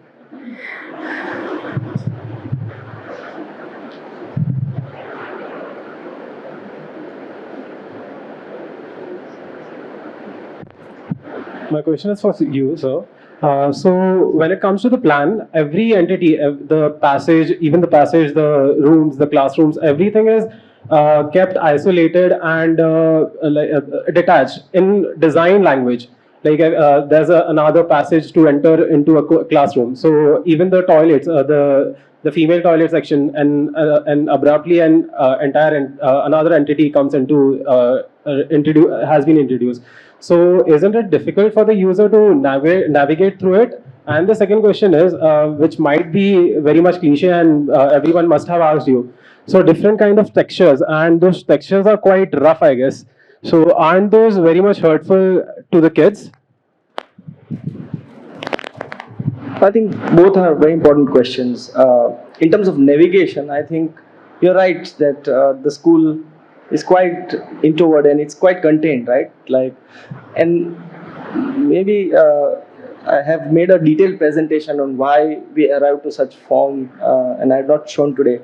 But the primary reason that contained open space came into picture, because the location where the school is built, and there is an existing building, and then there is a huge open space, 100 meters by I think 80 or 85 meters big space there.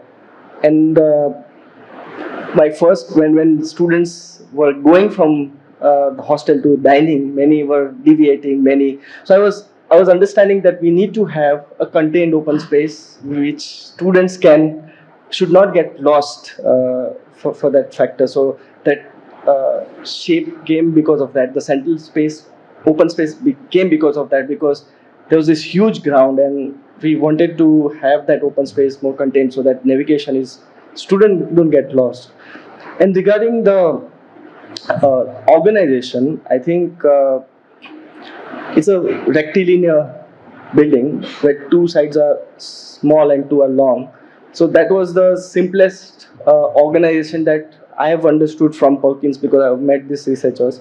Because my earlier proposal was circular, and they criticized it, saying that there are no edges, students might get lost. I didn't even think for a moment that that might be a possibility, because then I was remembering Connaught Place in Delhi. I keep getting lost. I have to look at the national flag to find out where I am. So it makes sense, right? So, and they suggested that I should do a very simple rectilinear build form where students can understand if they are on the longer side or the shorter side. So that was the principle that we have used.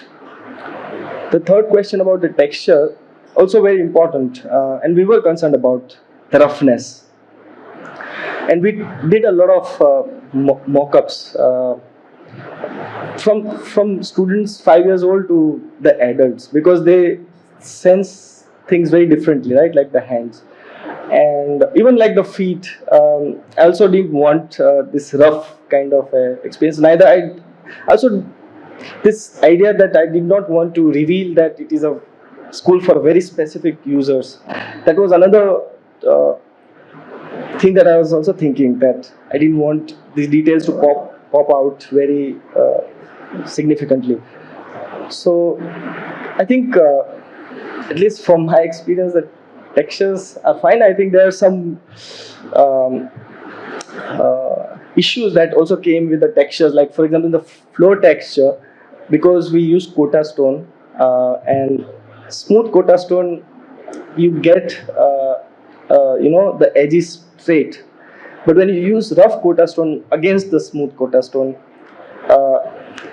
rough Kota stone, you can't get the edges straight. The way to rectify that is to make a gap, to make a groove. That I didn't like that idea, because again you see too much. So then we did this joint.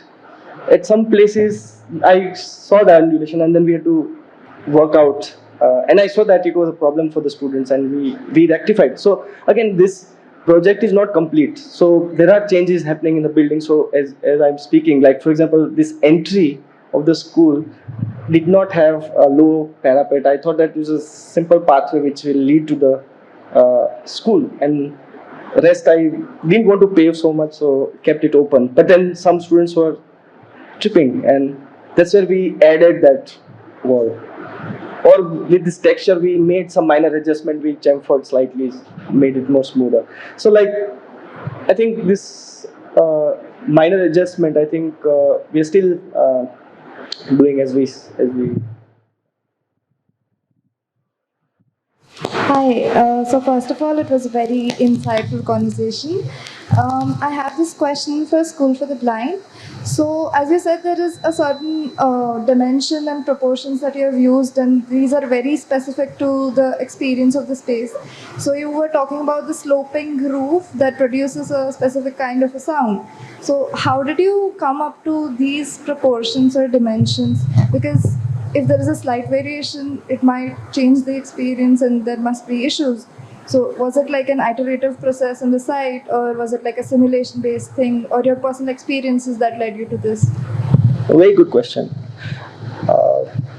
So at Perkins School for the Blind, where I was working, so they used different volumes for different spaces so that students can identify spaces.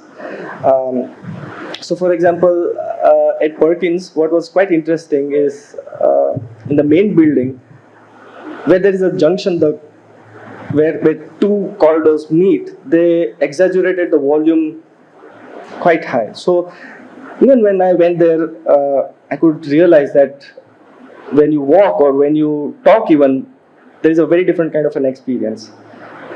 So I thought it was a interesting idea, and I thought that we can use that idea, but in our own way, because here the challenge is different, because that was for a very particular admin block that they did, I think.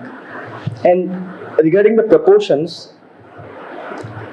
again, I was sharing before this presentation, is that when you see things, you also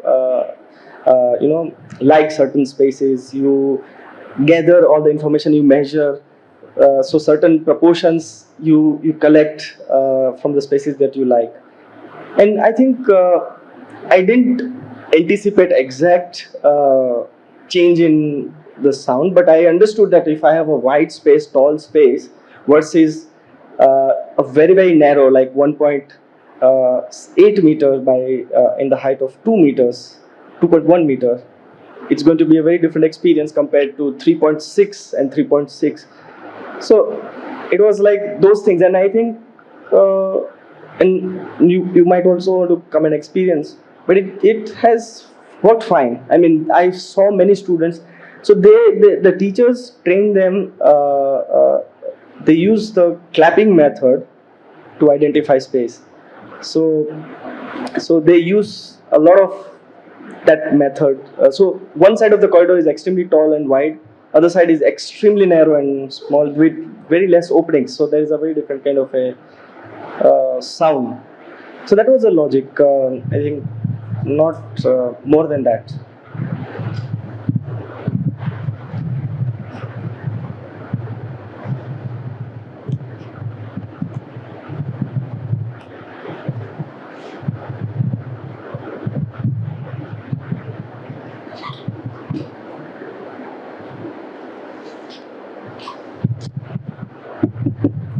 Are there any more questions?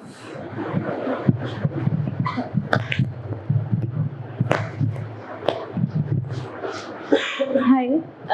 So I wanted to ask both of you this question, that when we anticipate a project, we think that the people might use this space in a certain way, but when you actually it comes in play, so what is the difference that you saw, and what are the things that the people surprised you with in how they appropriated that space?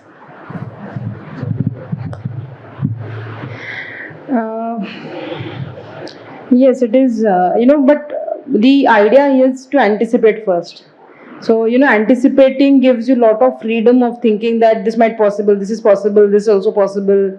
So you assume that things might happen that way, and then you cross-check it. We never thought that they are, because of giving the cuts, they are actually climbing the 8 feet of the wall and walking in that 1.5 feet, which is between roof and the wall. So that was sometimes a nightmare also. But many a times it is very interesting to see that what you thought and what they have behaved can actually be sensed only by anticipating it. What will happen? It might not work that way. But if you do not anticipate, you will not, tend to put an idea in the project.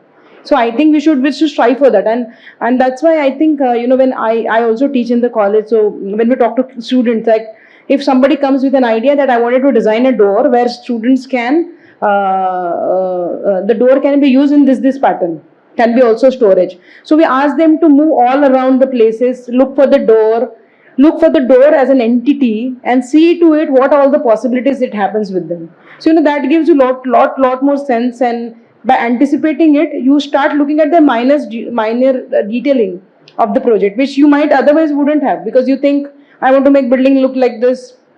It's raining heavy, let's make a sloping roof. It's cold, let's make a thick walls. And this is very generic idea of architecture. It doesn't work that way. So anticipation helps you to do that. Okay. I was thinking more about that question. I'll just come back to your question. So also students not necessarily only use the sense of sound to navigate spaces. So many students use textures. Some use floor. Some use So I think these are like subtle clues, various options through which students can, because I think what I've understood is that every student creates their own mind map, their own way of navigating in the building. So I think these subtle clues help to choose the way they are comfortable with. So I also, like, one of the things that I thought that sense of smell could be that, and in our study we understood no one is considering that, no student is considering, so maybe it's not working what we thought, so maybe it will work after a point, I don't know. So these are like subtle clues through which students credit. I think you asked the same question when we met at the school, and I think it's this seating that I was sharing. No, I just thought that place as a pause point, because in the entire corridor we did not make any seating, and in that particular junction I thought we'll open up, because there is a garden and we had planted this aromatic plants, and I thought that maybe one seating in between that could be a very nice place to be. But what surprised me was that student told me that they like to get sun in the winter in that place. I did not think, because it's on the west. Now I start to think about those aspects, because of that proportion, this intimate gathering, because of the size. Is this like Ozu movies? You know that there's a center table and everyone gets around, and that size of the table is very, very important. If that size of the table was bigger, you'll not have that same intimacy. So that size of that, proportion of that seating, I think maybe helped to gather in that way. And this, how user thought about that they like to sit in the sun, in the winter sun. So that's something which I thought that how important was that, and I was just discounting that and looking at that this doesn't make sense. I just made that seating as, again, very formally looking at that element of architecture that probably is not important. It is important, but not as significant as that moment for the children to. I don't know if it makes sense.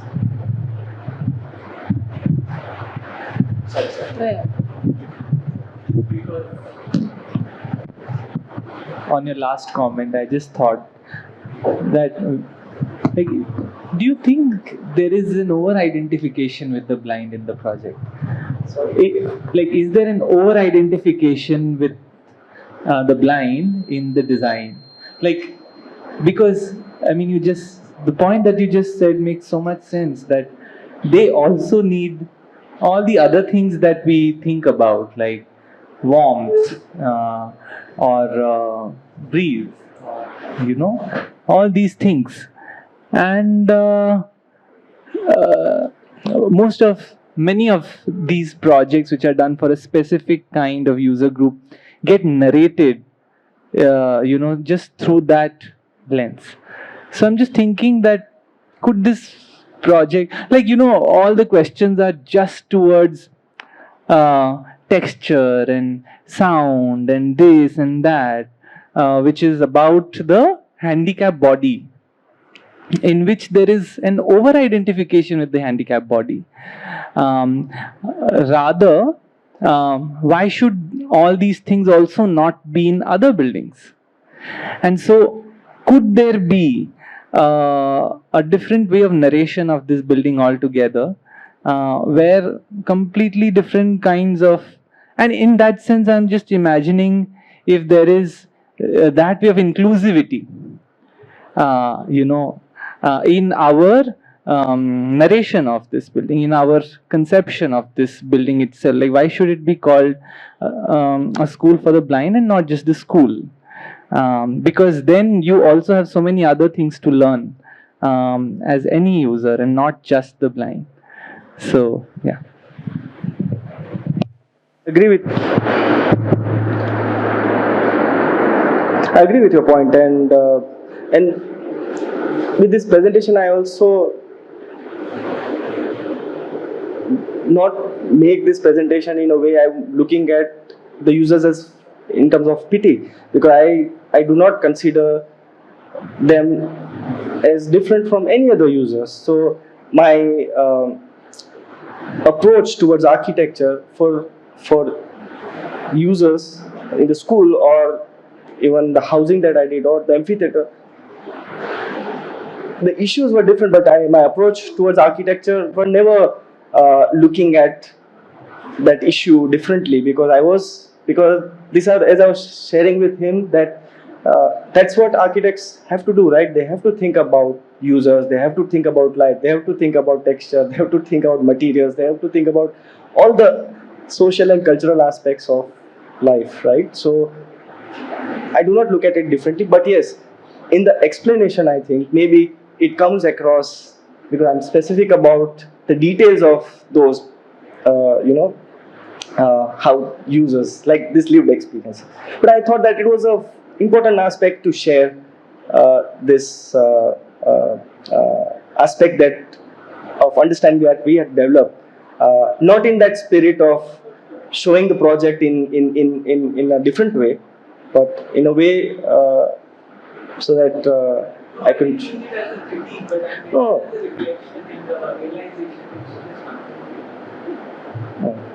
Appreciate it.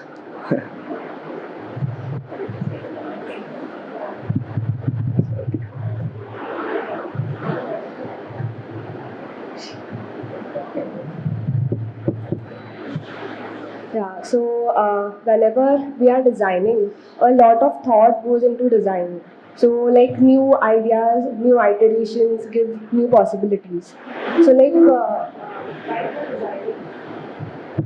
while you're designing, then how do you make sure like where do you want to stop, or like how much do you want to design?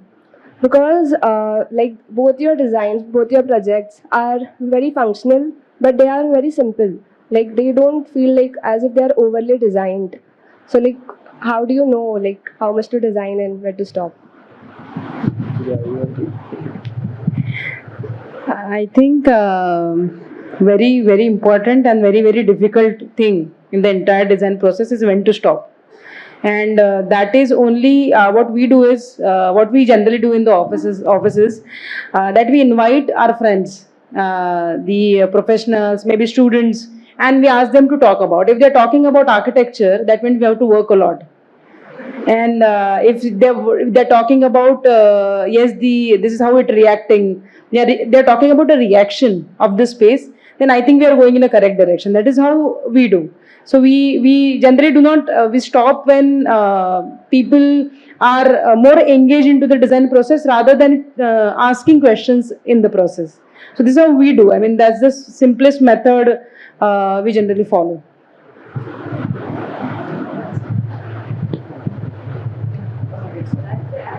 I think it's a matter if you look at how you look at things complete or incomplete, no? Because my question would be the opposite: that should we stop ever thinking about things, no? Because even if it is built, that doesn't mean that the project is over. So you need to ponder on things. This is how you can evaluate and do better in your next work. So it is. I feel that how you look at things, that if it is complete or. I mean, of course, you need to build after a point, but then, as I was sharing, that you will never get anyway satisfied. So you need to think about always.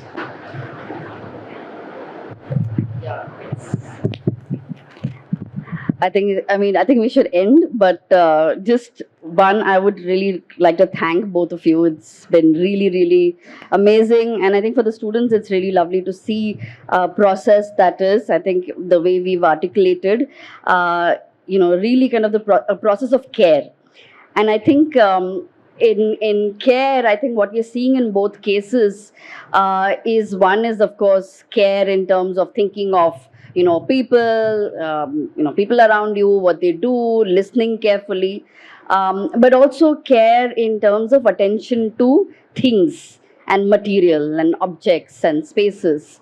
So I think, it's really beautiful. And maybe just to kind of end, because I think what you said, to hold on to the integrity of the project is important, because there are conversations, and those conversations can, deflect and lead you to many things, because somebody will say ki ucha wall banao, somebody can say I like a short wall, like, but what is it that gives that integrity to a work? And I mean, in both the cases you can see that integrity, because otherwise, like, any space can be reappropriated in whichever ways, through conversations, but there's something that you are both holding on to, some kind of integrity. So I think maybe just to kind of I know it's the whole presentation, but what is it that you would what is it that you would struggle with as an architect, to hold on to that integrity, and just to maybe really kind of see that there is a sense of spatial configuration and behavior that is related in both your works. How does human behavior work with spatial configuration? So what is it that you struggle with to kind of configure?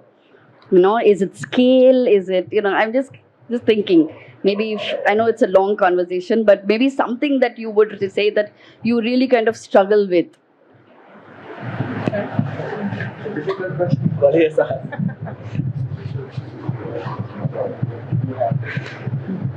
You already did a difficult job in your project, so you're giving all the difficult questions first to me.